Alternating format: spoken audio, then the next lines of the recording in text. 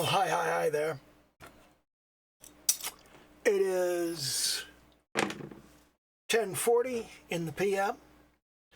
Time to show up. I'm showing up. I'm glad you showed up. I appreciate every single one of you. Do the little YouTube dance, like, comment, subscribe, all that happy horse shit. And let's shit in the box.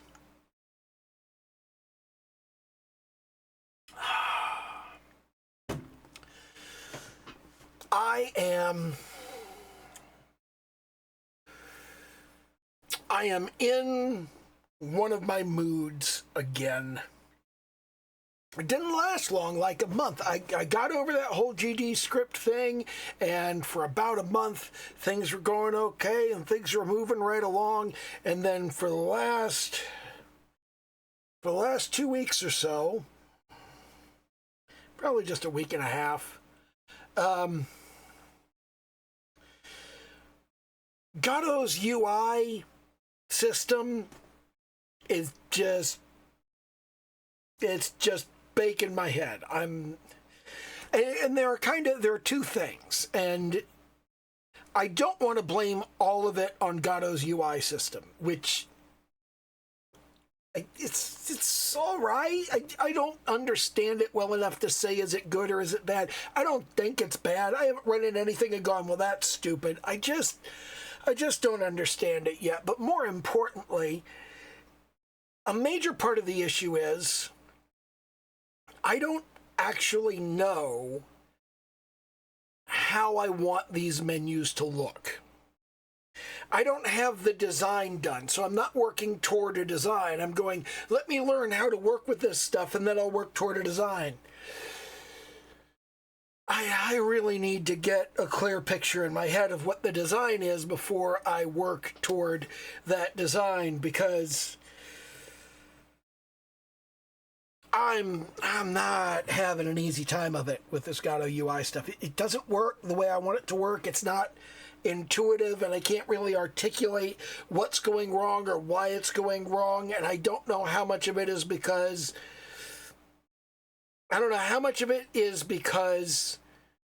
I'm not doing what I'm supposed to do now, and how much of it is because I did something stupid 2 weeks ago that I don't know I did because I didn't know what I was doing, and it's very frustrating. So, as usual, I have these stages that I go through where, like, I have a problem, and I'm working on the problem, and I'm working on the problem, and then I'm working on the problem, and then I just get fucking tired of working on the problem. And if I turn around and start watching a bunch of video games, well, that means I'm still trying to solve the problem. I'm just, like, keeping my hands and eyes busy with something else while I work on it, instead of actively trying to solve the problem directly. And if it gets really bad, I just start watching a lot of television. I start watching a lot of anime, usually, or a lot of movies. If it's really bad, I will watch a whole bunch of movies. I will get stuck on watching a whole bunch of movies, and more importantly, I will get stuck watching movies I have already seen, like old movies from the 80s and 90s. If I go on a kick for, like, slasher films of the 80s, then, things are bad. And that is, I have a problem, and I just don't want to fucking think about it, so I'm going to think about something else. I'm not there. I'm back to playing Starfield. I just clicked over 5,200 hours in it the other day, and I'm getting annoyed at Starfield because I'm realizing a lot of people say the Vanguard is, like, the best quest in Starfield. The Vanguard certainly has a lot of story, and it's good story. But there's an awful lot of sitting around and waiting for somebody to give a fucking speech before you can do something. And that's really obnoxious, and that's really annoying. And I was realizing there's a lot of that in here. And And I was kind of annoyed about that. And the other thing that gets me is that, like, usually the faction quests have a really cool mission in the middle that's like, it's all worth it. Like the Crimson Fleet quest, you spend a lot of time like, tell me about the fucking Crix's legacy. But then in the middle of it, you have that stealth mission through Station SY-920. And the Vanguard doesn't really have that. It doesn't have a good stealth mission. Probably the closest thing it has is where you have to find the microcell for Kaiser. But that's fucking annoying. You just have to, like, search all the mech husks in the junkyard. And I'm still not very good at that. I still can't do that very easily. I still have to check every last fucking one. And I always forget where one of them is. I lose track of which ones I haven't checked. And that's deliberate. That's by design, and it's supposed to be obnoxious, and it's supposed to be difficult. And I get that, and I'm fine with that. But it's not a great mission. And then in the Freestar Collective missions, there's toward the end you get that mission where you have to take out the first, and that's pretty fucking good. And I was looking at it and I was going, it's stealth missions. I just like stealth missions. And then I realized that Ryujin has like two of them. It has one in the middle and one at the end. And I'm like, oh it's stealth missions. I like stealth missions. That's my happy place, is where I have to do a stealth mission. But the Vanguard doesn't have that. And now I'm in the middle of Shattered Space. And oh my God, the Vanguard was bad, but Shattered Space is so much fucking worse.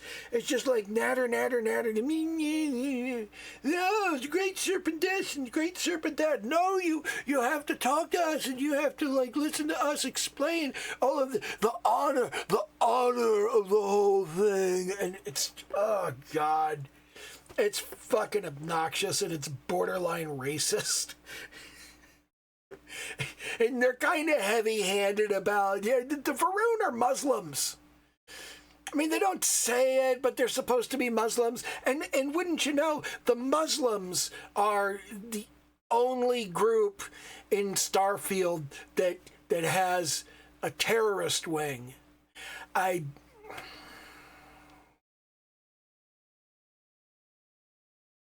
I'm not too fond of this. It's kind of fucking racist. But yeah, that's obnoxious. That's kind of bothersome. I don't think that was necessarily the best framing of things.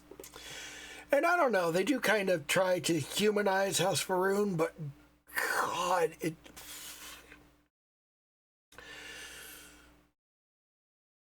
Frank Herbert was like this with Dune, and Professor Barker was like this with Empire of the Petal Throne. And just in general, you run into a fair number of science fiction and fantasy authors who just, they discover the Middle East, and they discover Arabic and Islam and just the Ottoman Empire and the culture around that, and they go, ooh, this is really cool. And it is. It's really cool. But they just kind of get in there and squirm around and go, let's make a very thinly veiled version of this to stick in the game. Yeah, we all know what you're doing, dude. We very much know what you're doing.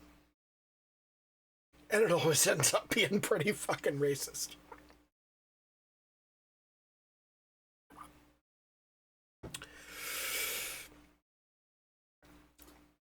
And it's kind of hard to make any kind of reference to any modern Earth culture in any piece of media without fundamentally being reductive.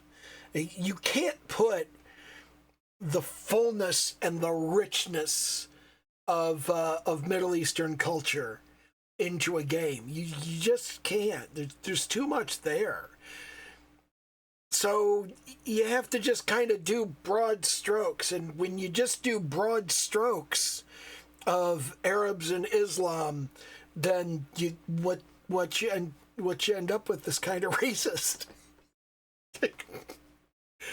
There's no way to do that and not be racist. If you're gonna, well, we'll just do the broad strokes of I don't know, Chinese culture. Yeah, that's gonna look pretty fucking racist. We'll just do the broad strokes of Africa. Yeah, it's gonna be racist. We'll do the broad strokes of the Spanish Inquisition. Ooh, that's gonna be racist.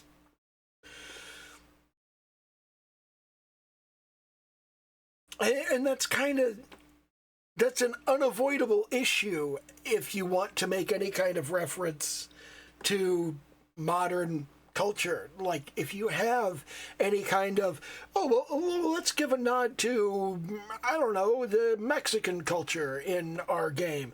There will be tacos and burritos and a guy with an accent. And he'll talk like Cheech Marin. It's that'll be his thing. Is to like talk like Cheech Marin. Hey, how you doing, man? Hey, what you doing over there? Hey, come have a taco, man. You can't do that and not be racist. It's just racist as fuck.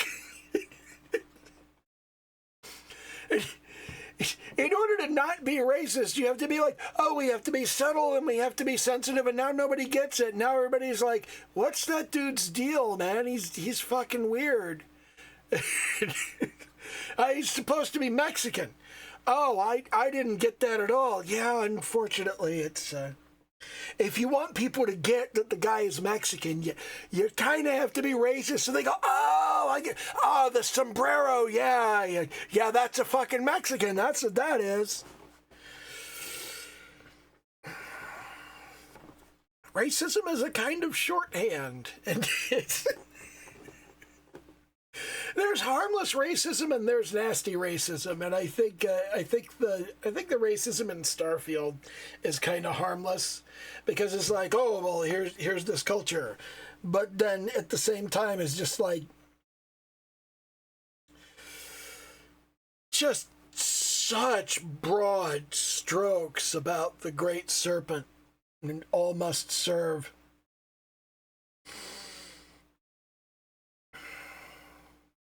And it's kind of funny. I don't see how you could do this without being racist. I cannot imagine a way to put Arabic culture into your game and not have anybody go, dude, that's pretty fucking racist. Every way you could do it is racist. It's just, there's no way around it.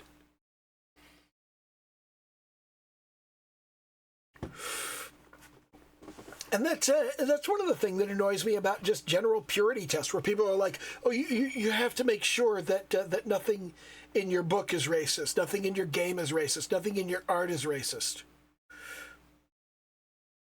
A racist will see those things anywhere, like anywhere at all. It is literally a white supremacist dog whistle to go out to eat and order milk with dinner. You order milk with dinner as a signal to the people you're eating with that you are a white supremacist. I mean, I'm sure some people just want to drink milk, but they've decided that they're going to make this a racist signifier, and now, you go out to dinner, you order milk with dinner, everybody's like, oh, he's a Nazi.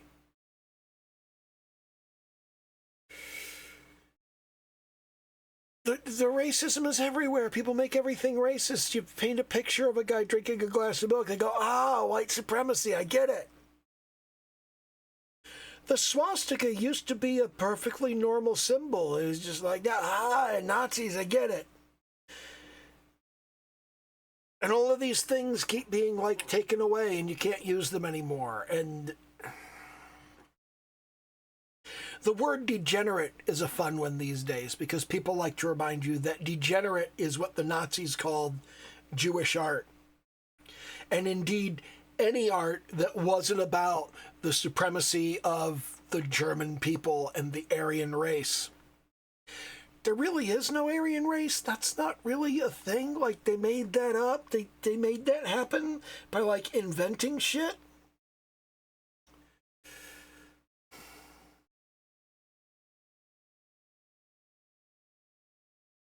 If you make reference to if you just recognize a culture in your art, in your game, in your work, it's going to come across as racist.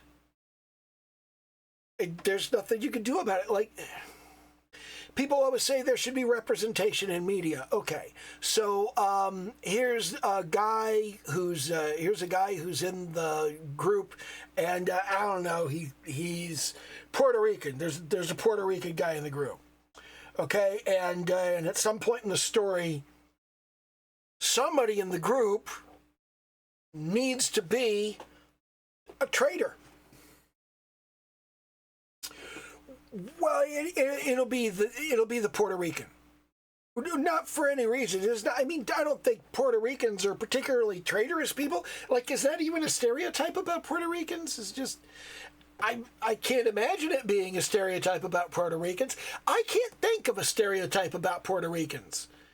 I don't know a single stereotype about Puerto Ricans that isn't just like generic Hispanic stereotype. So, I don't know, like, is that a specific racist thing? I don't know, but people will get mad.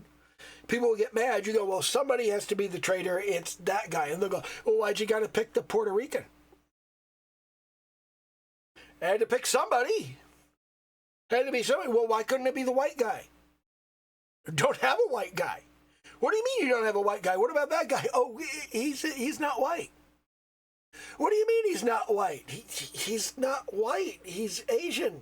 That's an Asian dude. He's like Vietnamese. Like, we don't have any white people in the group. Like, everybody's a non-white person. Every once in a while, somebody will complain. I'll tell them about the characters in the book that I'm writing. The book that I've been writing for such an incredibly long time that God only knows if it'll ever be finished. And I tell them about it, and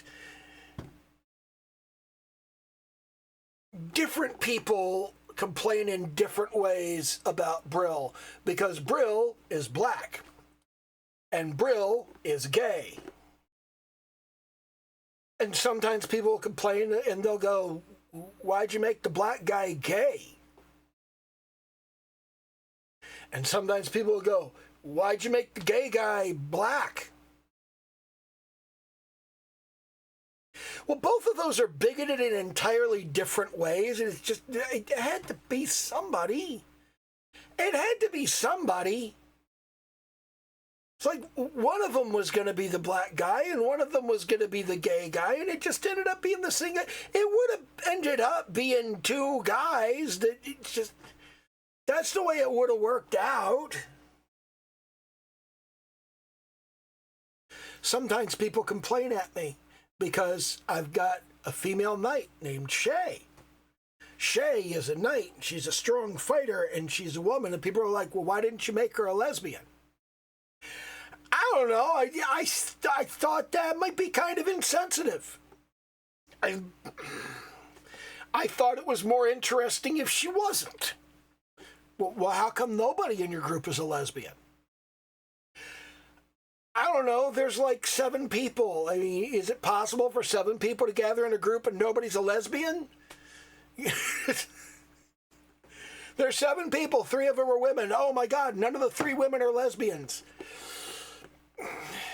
I don't know. I feel like if you collect 3 women off the street, there's a solid possibility none of them will be a lesbian.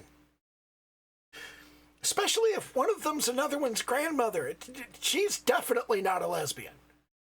So you're just talking about 2 women, and there's 2 women, and neither one of them is a lesbian. Oh my God, how abnormal and unusual.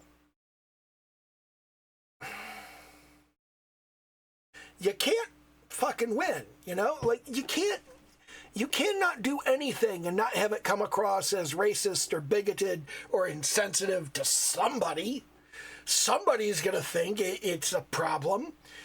And you just have to look at that person when they come up to you and you go, excuse me, it's a problem that none of your women are a lesbian. You got to look at them and go, fuck off.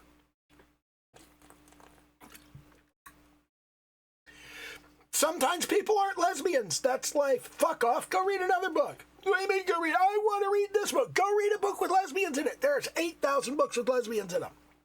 And I'm glad there are books with lesbians in them. I don't think anybody should stop writing books with lesbians in them. There are plenty of lesbians out there, and I think everybody should have books about whatever they want to read so they can read the books that they like. And this book doesn't happen to have any lesbians in it. I mean, part of that is because I don't understand lesbians. I don't feel like I could write a convincing lesbian character. I know plenty of lesbians. I do not understand them. They're not a monolithic demographic, you know? It's kind of like suggesting that lesbians are a monolithic demographic is kind of like saying everybody who likes anime is a similar kind of person. True to an extent, but not enough that you could like identify them and go, this person's thing is that they watch anime. That's not enough of a thing to make a whole person. They've got to have like other things. People get mad at everything. And they're going to get mad at you no matter what. So just, do the thing that you're going to do. Go ahead and write the problematic thing. They're going to complain about it. I swear to God, people are going to raise hell. I know they're going to raise hell. Because at the beginning of the series, Ariel is 10. And later in the series, Ariel becomes involved in a romance subplot. I know some people in the audience are just not going to connect the dots. It's been 5 years. It's been 5 years in these fucking books. She's not 10 years old anymore. She's 10 years old description. That's an old description. That's not where she is anymore. I just know people are going to be mad about it. They're going to be even more mad. They're going to go, there's an age gap in the relationship. I don't care. I don't think age gaps are relevant, and this is a fantasy world. It's a fictional situation, and culturally, these people don't think age gaps are that big a deal either. But, I mean, they do, but in, like, a very different way. It's like,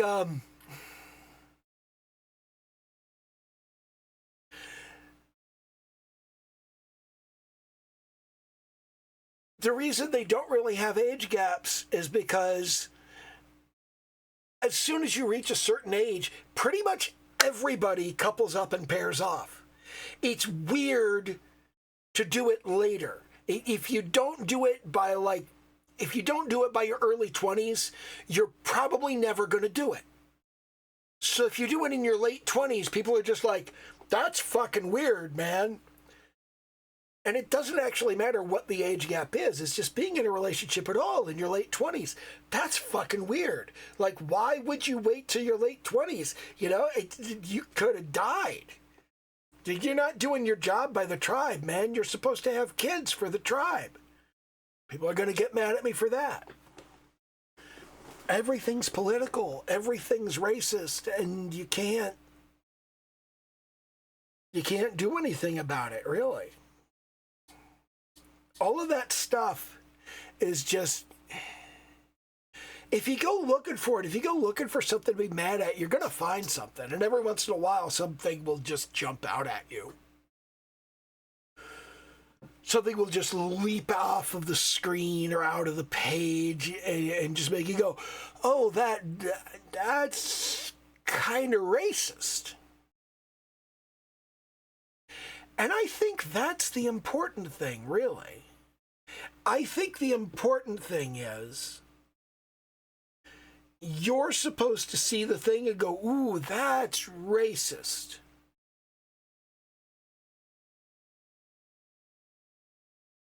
I don't think it's important for the book or the game to avoid those things so you don't think that's racist.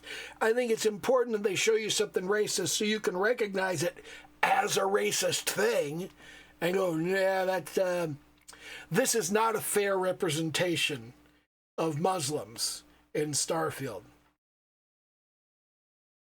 They'll say it's not Muslims, of course. But it fucking is. Fucking, look, you cannot put apostrophes in names and say, no, this isn't supposed to be Arabic. You can't do that. It's not a thing you can do.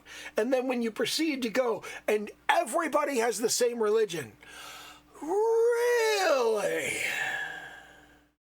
Really? And look what color their skin is. Yeah, look at that. Oh, look at their architecture. Look at their, yeah. Oh no, there's no commonality here at all. But you need to take that inspiration from somewhere. You need to get inspiration from something and somewhere. And if you're not going to become an expert on every fucking thing you write about all the time, and honestly, how many of us are Robert Heinlein or Michael Crichton? I would expect none of us, since both of them are dead. It's ridiculous to expect people to go out and get credentialed in every single thing they want to write about. I think you should just, you should try to write it sensibly. You should try to be sensitive to the people that are going to see themselves in it. And at the same time, you should be heavy-handed enough that people who don't know anything about Muslims and Islam look at it and go, oh, that's what that's supposed to be. You gotta be kind of heavy-handed about it. You really do.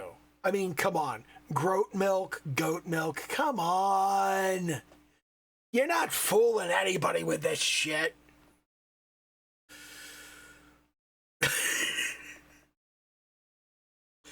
God, I don't know what the fuck I'm gonna see this video's about.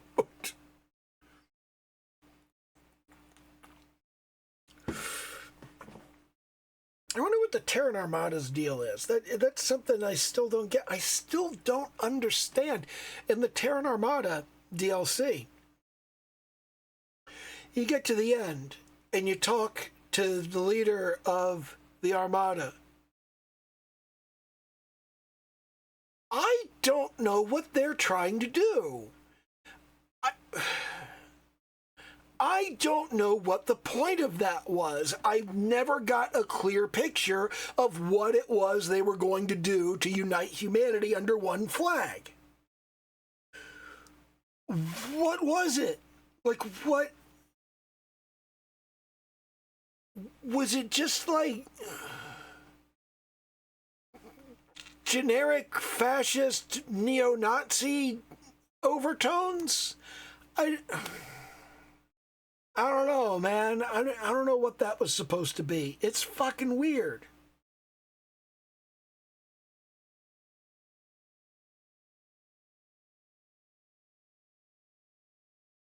I do think that it's going to be meaningful. I think it's going to be relevant that in both Shattered Space and Terran Armada, the core of the problem is the grav drive. Just like the main mission in the base game.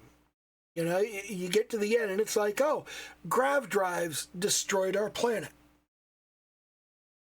And you go off to Shattered Space, it's like, oh, grav drives destroyed the Scaled Citadel and half of the city of Dazra. And you get to Terran Armada, and they're like, no grav drives. You cannot use grav drives in this system. Stop it now. It's all grav drives. It's all grav drives. And I think this is just me, but I think my firm belief is the Unity is fucking up the galaxy just like grav drives are. And I may have mentioned this in a previous video, but Muybridge Pharmaceuticals. If you find a Muybridge Pharmaceuticals, and you will find a Muybridge Pharmaceuticals, you will get sent to one as part of the main quest. Really look around in Muybridge Pharmaceuticals and really read all of the terminal entries, and it will be very, very clear. There is supposed to be one and only one Muybridge Pharmaceuticals. And this is really underscored when you get into the basement. And you find a body with a name on it.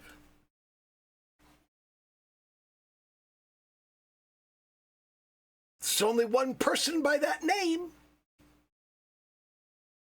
And yet, in your travels around the universe, you will almost certainly encounter another Muybridge Pharmaceuticals on another planet, halfway across the galaxy, with the same terminal entries and the same body in the basement.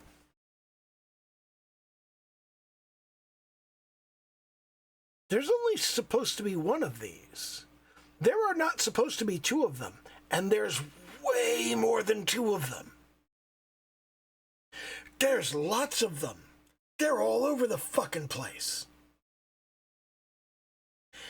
I think the Unity is causing galaxies to get confused, and universes are starting to bleed through into one another. So you're getting unique locations. In this galaxy, Muybridge Pharmaceuticals was on this planet. And in that galaxy, Muybridge Pharmaceuticals was on this planet. And in the galaxy you're in, after however many trips through the Unity, these planets are bleeding through. You don't have a planet from just one reality. You have planets from multiple realities. Another thing that happens every so often, and I think maybe this might seem kind of related. It's a bug. It's obviously a bug because it fucking sucks. But sometimes when you go to the shipbuilder and you modify your ship, when you're done modifying your ship, you go back to your ship and you find the modified copy of your ship and the old copy of your ship stacked on top of each other in the same space. One of them is real and you can walk around in it, and the other one is not real, but you can see it. So you're walking around inside your ship, but pieces of your old ship are poking through into it. That's kind of fucked up. I don't think they're doing that as a deliberate callback to go, no, see, everything's fucked up and you're stacking stuff on top of each other. But I think that's kind of what's happening, is that things get stacked on top of each other. So it's like you go to this planet and you're not going to your universe's version of that planet. You're going to a different universe's version because you went through the Unity and the Unity went, oh, okay, well, we'll take this half of one universe and that half of another universe and we'll stick them together and that'll be your new universe. I think weird shit like that is going on. And I think when the Starborn DLC comes out next year, I think we're going to learn that this is what's going on.